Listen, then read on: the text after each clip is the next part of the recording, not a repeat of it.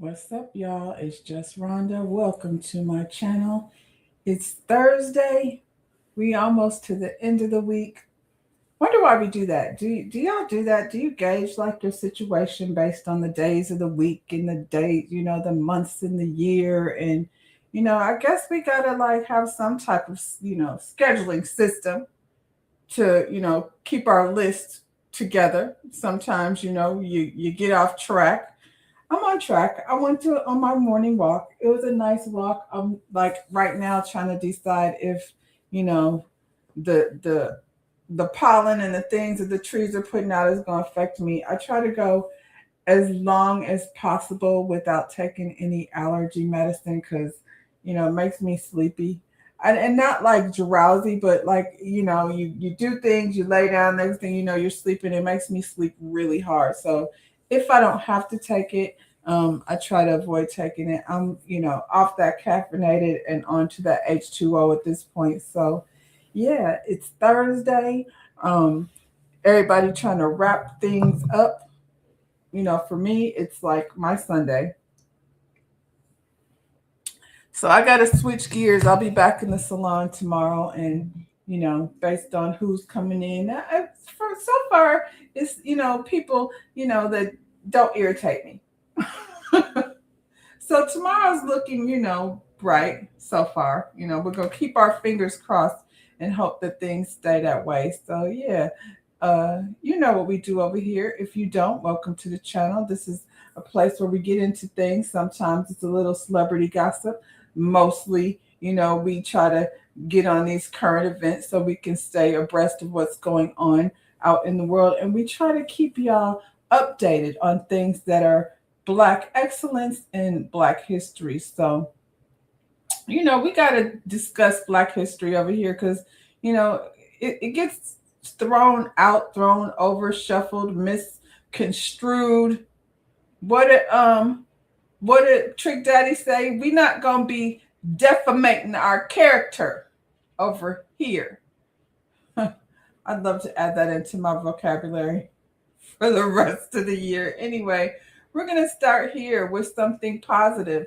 Maryland Governor Westmore passes legislation allowing employees to take 12 weeks paid leave starting in 2028, including taking care of sick family, mental health days, and pregnancy and more.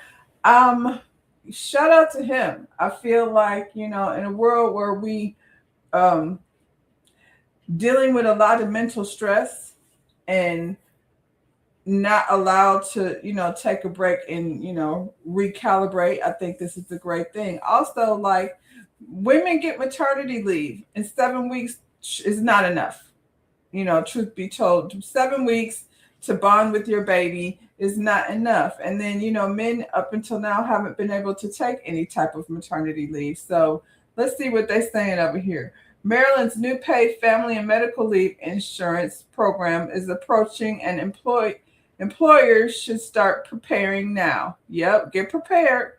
Beginning in January 2027, payroll contributions and employee notices become mandatory with benefits available in January 2028. Employees who want to use private plan instead must seek state approval ahead of time. Hmm. I wonder what that looks like. What do they mean ahead of time? Employers. Oh, not employees, employers who want to use a private plan. Okay, so if you don't want to do the state plan, employers, then y'all don't have to like make arrangements within the state. All Maryland employers, regardless of size, are required to participate. Key responsibilities include notifying employees about FAMLI and at hire annually before deductions begin. Okay, and when leave is requested or anticipated, employers must also submit quarterly reports and contributions, although businesses with fewer than 15 employees are exempt from paying the employer portion, but still must participate. Importantly, employees taking FAMLI leave are entitled to job protection. Heck yeah. You know what I'm saying? And I feel like it's one spot, like, it can be figured out. The bigger the company, the bigger the budget. FAMLI differs from federal FMLA in several major ways. Most notably, FAMLI provides paid leave up to 1,000 per week for up to 12 weeks for 24 or 24 in some cases. With FMLA is while FA good lord, I'm starting over here already, tangling my tongue. While FMLA is unpaid, eligibility is also broader. Employees qualify based on 680 worked in 680 hours worked in Maryland or over the past year, not tenure with a single employer. Additional family, yeah, that's what it is. Family covers a wider range of family members, such as siblings and grandparents. I mean, I guess if you have to take care of, uh, people in your family, sometimes you are responsible for your siblings and your grandparents. So, being a caregiver is a job for sure. Employers cannot require employees to use PTO during family leave, although employees may choose to use to supplement benefits. Unlike many disability policies, family has no waiting period, meaning benefits begin immediately. Yeah, because when I went on maternity leave, I didn't get no check until I went back to work. That was 7 weeks. And luckily, with my last one, she was born at tax time, so I was, comfortable, you know, waiting on my unemployment or disability. I guess that's what it would go under. I'm glad I got it though, because I when I got the insurance, I wasn't sure. I didn't have any plans of becoming pregnant, but lo and behold, we got a baby on the way. Anyway, even minor employees are eligible. I don't know what minor employees are, but they eligible, child. To prepare, employers should update leave policies, educate staff, plan for payroll deductions, and consider whether a private plan makes sense. Overall, FAMLI represents a significant expansion of paid benefits, and early participation will be key to staying compliant. I think this is a good thing. Obviously, like there's so much focus on profits and not enough focus on, making sure your people are okay. If your people are not okay, your business is not going to be okay. And these are things that businesses like they're giving them. It's 26, so y'all have 2 years in Maryland to figure that out. And if it's a small business, I think you should. I can't remember. I feel like when this was, my daughter's 20 years old now, my baby. Um, I feel like there was a very minimal amount of money taken out of my check. It wasn't something that was like, oh my God, I can't afford that. You know what I'm saying? So when you're deciding on these type of insurances, a lot of people opt out because it's like half their check, you know what I'm saying, per pay period. So let's see, how this pans out. It definitely sounds like a good thing. And hopefully, other states will follow suit because, you know, it's hard out there for the average citizen. I saw this. I thought this was interesting. It says viral social network only accepts people making over 80,000. A new social network at Clockout app seems to only accept people making over 80,000, and it's going viral across young black professionals. Thousands of users are attending private mixers, galas, and happy hours, while critics say the income limit is set too high. Well, then start another app for a different income level. I'm not mad at this because I feel like these are people that are moving in the same wave. You know what I mean? And then you're not, out somewhere wondering, like you go on. We watch these dating shows where people, go on here to find love, and I'm talking about it because it's another way to meet people. And the women are always in a substantially higher income bracket than the men. And, you know, and women have to stop waiting on Prince Charming to come sweep them off their feet too. Like, leave that nonsense behind. It's cute or whatever, but have your own. There's nothing like having your own. But if you're in a social setting where you're with someone who has their own, you know what I'm saying? Then welcome to the chat, Gladiola. If you're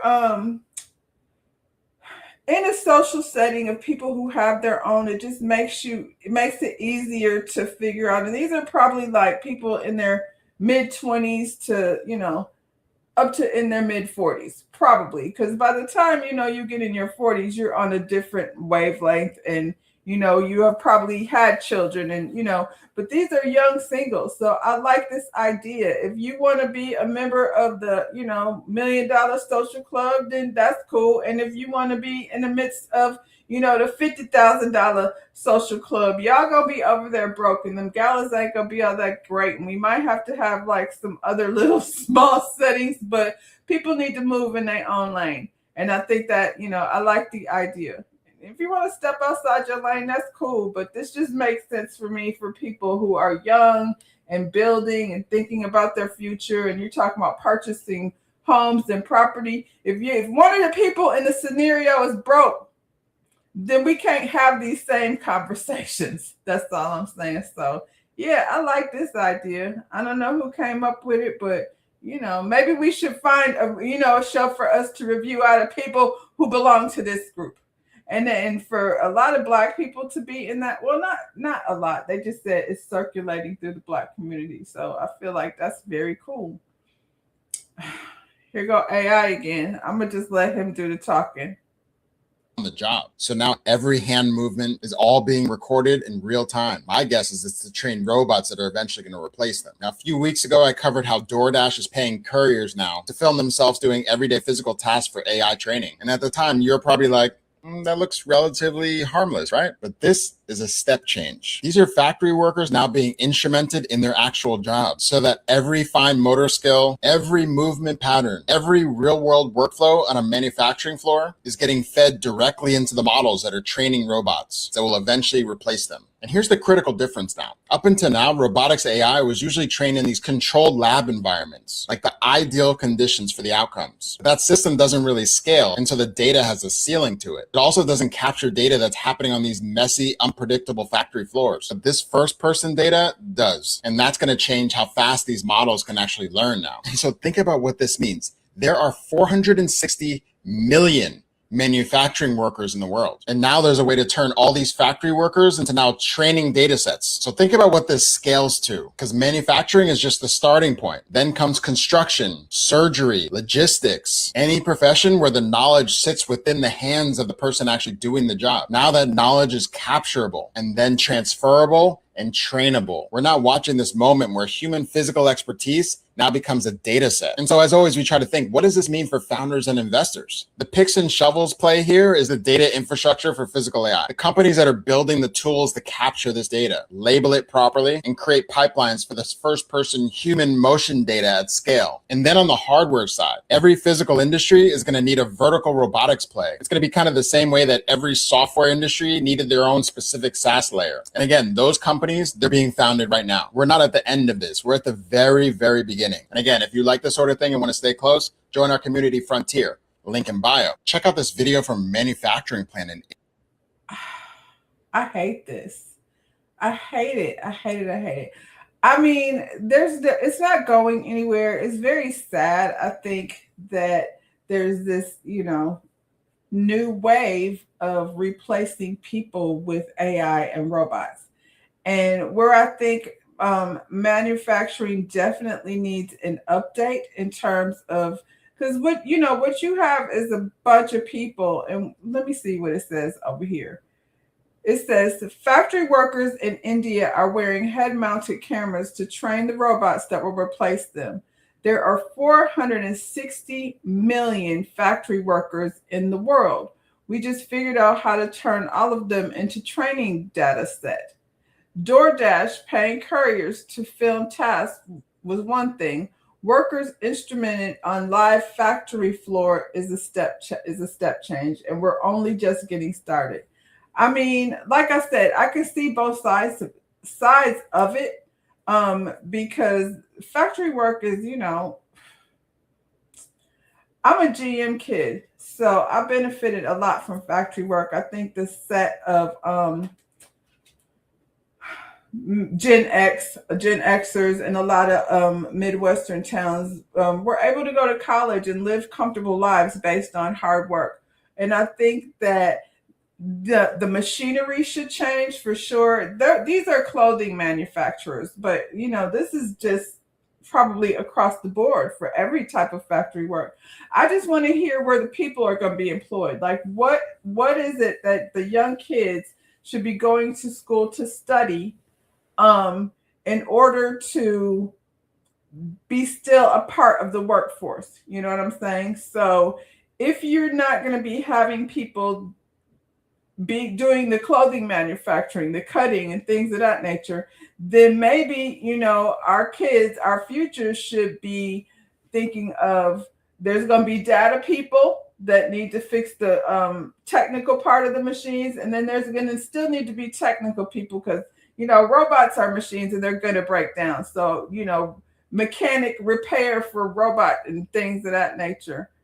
Um, you say it's sad the rich always find way to keep all the profits. Yeah, and it's the same thing, with the last subject we just talked about. Like, there's enough money within these companies to give workers 12 weeks off for family, emergencies and health emergencies, and $1,000 a week, on an insurance on a disability from your job will ensure that the bills at least are getting paid. You know what I'm saying? So, shit, that's more than a lot of people make at going to work. I'm sure they'll match what you typically bring home. Good morning, T. T, we were just talking about how AI and robots are replacing factory workers. And growing up in Flint, Michigan, that's a big part of who we are as people. So I want to know, like, what's different. DoorDash. So what is it gonna be? A bunch of robots running around in the streets with food, and that sounds like a disaster, to be honest. I was watching somebody's TikTok the other day where he was watching his food, and he said the driver was like, I guess he went to the movies. He was in the movie parking lot for 2 hours, and then after that, finally dropped this man's food off. So, and the thing is, DoorDash won't give you your money back. So good luck with that in the robot industry. I just feel like as our generation moves towards education, they need to start maybe focusing on robotics and things of that nature when you're talking about. And that sounds like a STEM program, to be honest, but they're going to need to know how to how they're going to fit into those type of situations, because jobs are being. I had an issue with my cable the other day, and it wasn't the modem wasn't reaching my TV, and the computers and things were all off, and it was only in my room, which is ironic because my kids have their things set up through a PlayStation. So, I guess it doesn't rely so much on the modem. So anyway, I called the cable company. I didn't talk to a single person. The robot AI person said, hey, yeah, I can fix that from here. I was like, okay. And she was like, hey, go turn your modem off, and, can I help you with anything else? And I'm like, I guess not. So, you unplug the modem and you plug it back in. And I came in here and everything was gravy. And I was like, okay, well, I mean, the thing got handled, but that's a lot of jobs that are no longer going to be available. So you said they need to have Jones drop off Amazon. They do have that. Yeah, they have Jones dropping off the Amazon packages. I don't Amazon, but what happens when it's a malfunction? You know what I'm saying? And then you got crazy drones. Have you seen those performances where the drones like crash into each other because there's too many of them, and they're like, we're going to have a drone show. And then the people are all running around because the drones have lost control. Like, it's like, what's that Alfred Hitchcock movie, The Birds? Only it's drones now. I tell you what, I just want to be in my house and relax. Going outside is scary. Anyway, I definitely think at the end of it all, we still have to function in this society. And so, guide your children towards, and like I said, even if it's like the what do they call it, like a technical school, basically, not university. He's talked about them replacing doctors too. Do y'all want that? Do y'all want a doctor that's not, a human? I'm not with it. I don't even like it like when you pull up to the drive through at a fast food place and the AI lady is trying to take your order. Anyway, speaking of doctors, a white woman files racial discrimination lawsuit after being denied entry into a black infant health program. A federal lawsuit was filed on April 2nd, 2026 in the U.S. District Court for the Central District of California by a Pasadena mother who says she was denied access to California's Black Infant Health Program because she's not Black. Here they go. This is where they're going to try to get us, y'all. Another, attack on the community. The case names California public health officials, the Los Angeles County Department of Public Health, and Pasadena Public Health Department as defendant. Oh my goodness. She's just suing everybody. She's going to win. I feel like, she's going to win. And this is going to set a new precedence. I hate to say it, but that's what I feel. The core allegations is straightforward. The woman says she met the program's other requirements, but a coordinator told her the program was not for her. After learning she was not Black, her complaints argued that the race-based eligibility rule violates the Equal Protection Clause and Title VI, which bars race discrimination in federally funded programs.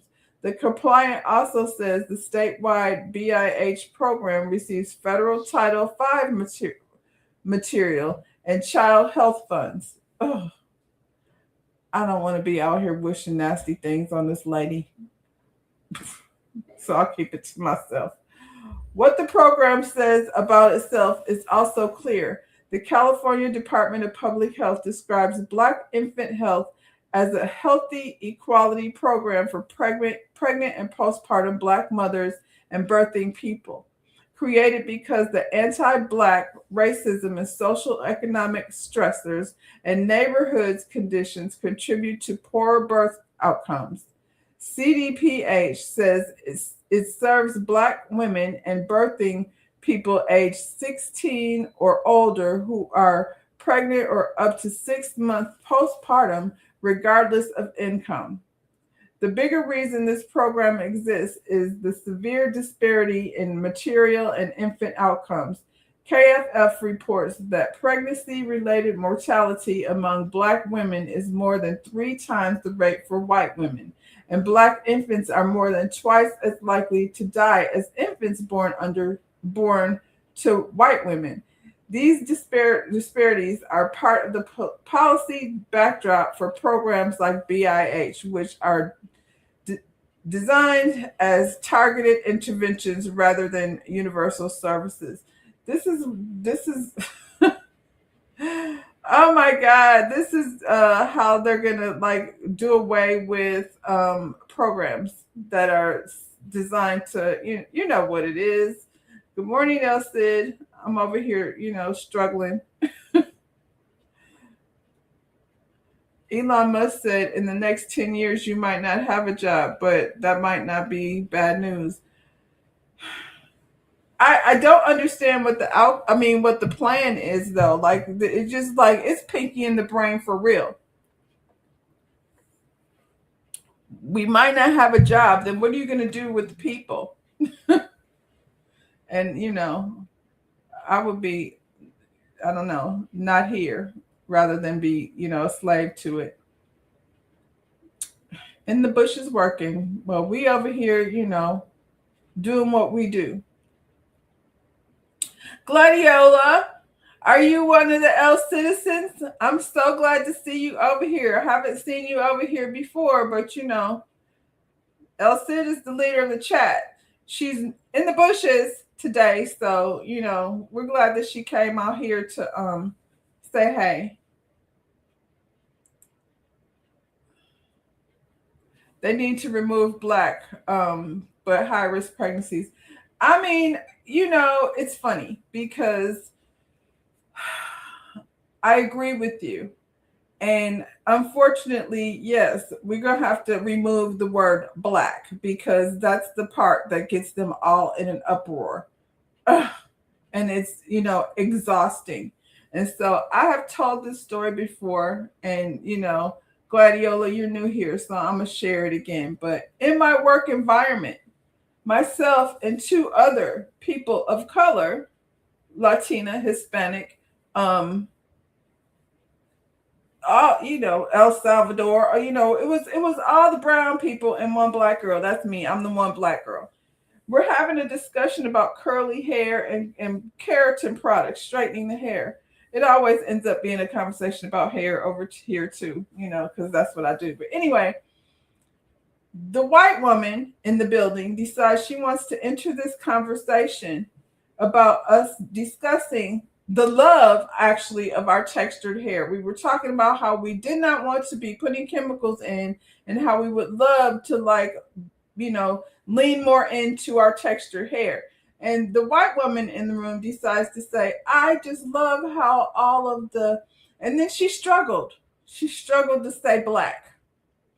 And she said, so I said it for her. I said, black girls, black women. And she was like, I said, I'm never going to be offended if you say black. And she responded with, well, some people are. So I don't know those people, but, it is what it is. So since she, rubbed me the wrong way, I went and I printed black on all of my T-shirts. So every time I go to work now, my T-shirt says black. Now I'm in a salon and I'm supposed to wear black, right? And so, and I'm wearing all black, and in big white letters, it says black on my T-shirt. And I would say maybe a couple months later, we have a meeting, and at the meeting, the owner says that we are not allowed to wear any type of graphic designs on our T-shirts. And I was like, it's the word black. I don't understand why it's so offensive. And I don't refer to myself as no African American. I say black. And for me, it makes me feel good. I don't understand why black is such a big deal for them because nobody calling them black. But, it makes them very uncomfortable. And this same woman, every time she has to say the word black, she gets all worked up and uncomfortable. You say, I agree, but the administration is coming after our community. They are definitely coming after our community, but we're going to have to be slicker, and it's not that hard. And it's just a matter of changing the name. And, this is the thing that they don't understand. It's not about keeping them out in the first place. It's about providing things that we're being kept from. So, you know what I'm saying? So, white lady, nobody wants to keep you from having the benefits that you need, but the benefits are already there for you. Crazy. It just, I don't need my blood pressure up, but, I guess we're going to have to, when we organize and are in a position to create scholarships and funding for within our community, we're going to have to be crafty with the verbiage, or else, or else they'll, dismantle a program that's going to be helpful, for our community. We always got to be working overtime. This is going to fall on women, just saying, because men don't, care about things of that nature. I thought this was interesting, and it's very random. But IHOP is now serving oxtails at select Bronx locations, Bronx, New York locations, featuring dishes like an oxtail omelet, oxtail chopped cheese, and oxtail tacos. Did we ask for this? I I don't know. We don't need any more of this. In my opinion. It says IHOP locations in the Bronx have recently introduced limited time specials featuring oxtails and other unique items. The oxtail omelet consists of braised oxtail, sharp cheddar, red and green peppers, onions, avocados served with pancakes. My stomach is so confused right now. Additional featured items include oxtail and shrimp tacos, huh? Chopped cheese, and sweet chili wings. These items are part of the localized menu expansion observed as of April 2026. Do y'all want that? I mean, it makes me think of Miss Tina down here, Beyonce's mama at the hoedown with her nasty gumbo. I don't get it. I feel like, oxtails have to be prepared in a particular kind of way. Now, if this was like, how Peter Thomas be over there having, his restaurants. Nobody ever said the food wasn't good. They said the man wasn't good at business, but nobody said the food wasn't good. It just, I don't want it at IHOP. I'm sorry. None of that sounded like breakfast. Just because you throw pancakes with it, I'm confused. Who live in the Bronx? I'm confused. I wonder why the Bronx is where they're starting this. Oxtails are very expensive now.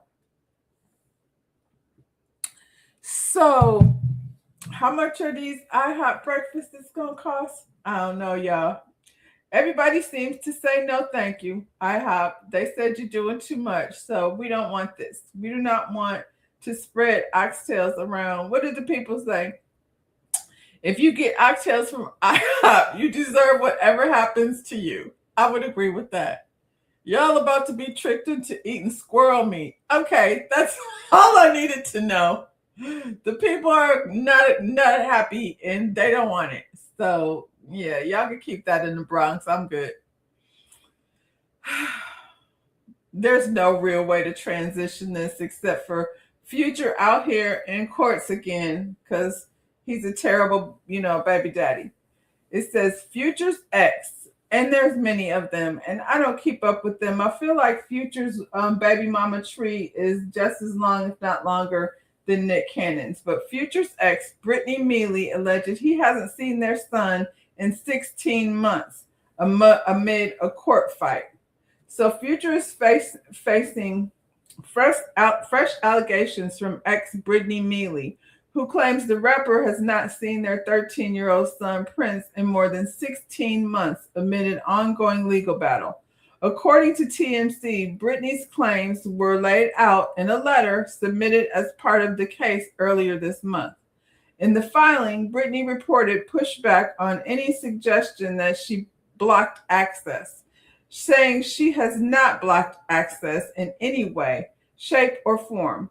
She further alleged that Future has not called, checked in about Prince's school or medical needs, or been present or for major milestones, including birthdays and school-related moments.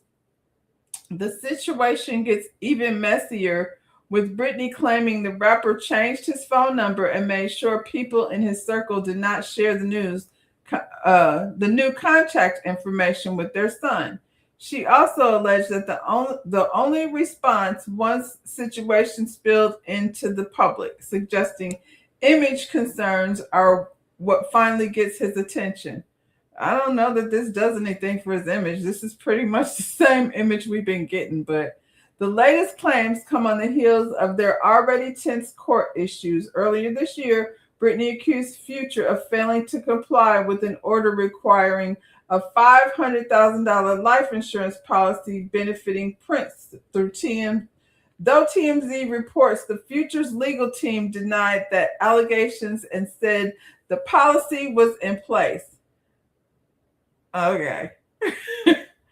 Okay, well then let's see the paperwork and then we won't have nothing to fuss about. With allegations now back in the spotlight, fans online are once again debating Future's long-running child support and co-parenting headlines. The rapper, who has several children, including his son with Sierra, isn't it funny how they always want to mention her, the one child who doesn't need Future's ass? They always want to bring her into this whole conversation is about Brittany Mealy and how he ain't taking care of that child. Sierra's child is well taken care of. And that's why I pulled up this story in the first place, because there's always this conversation about Future and his daggone baby mamas, none of which we know. Anyway, it says he's repeatedly found Family Matters making news beyond the music. Yeah, so I brought this up because Russell was over here taking care of the baby, the Future son, who is Russell's son. Let's call that boy Russell and Sierra's son, because Future was clearly nothing more than a sperm donor. Good morning, Lotus Egyptian Flower. I'm over here getting worked up, child. You said you guess you forgot about Sierra's son. Sierra's son, like I said, has a father. His name is Russell Wilson. They got about 4-5 kids over there at this point.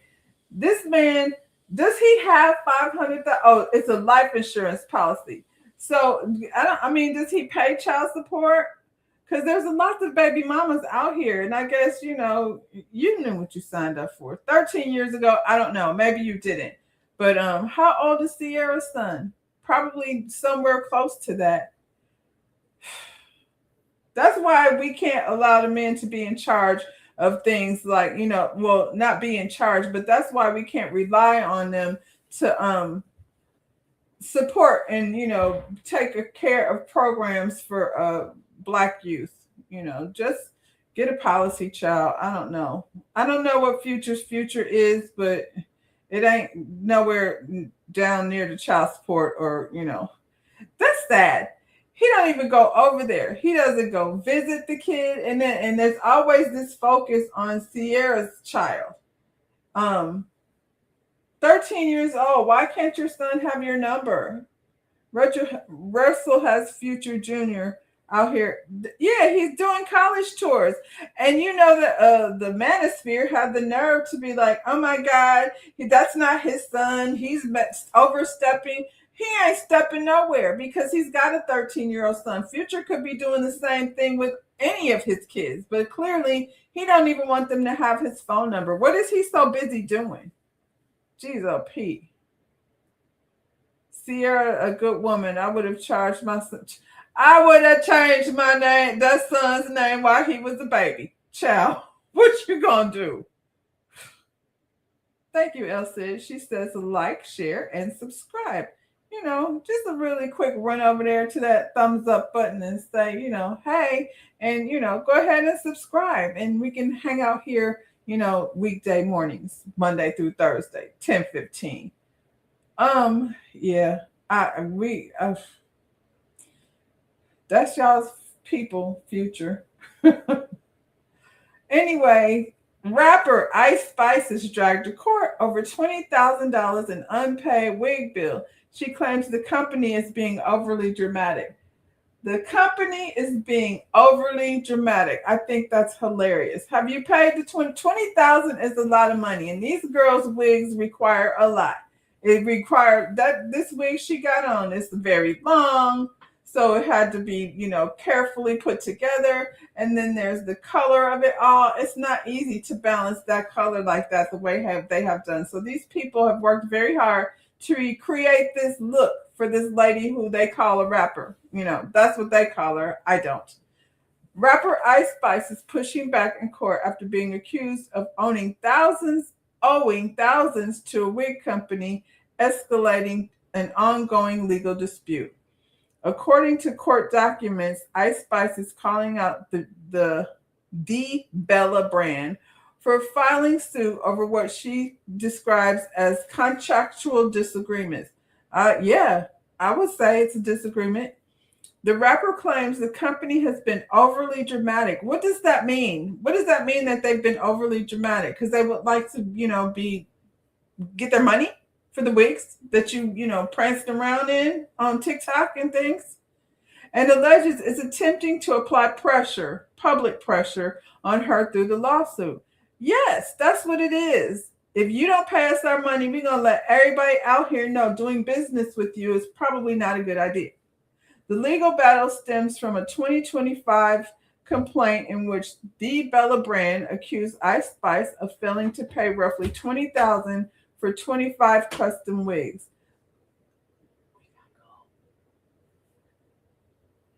Wait, sorry, y'all. Hold on for a second. Hold on 1 second. While you hold on, go ahead, hit the like button, and yeah.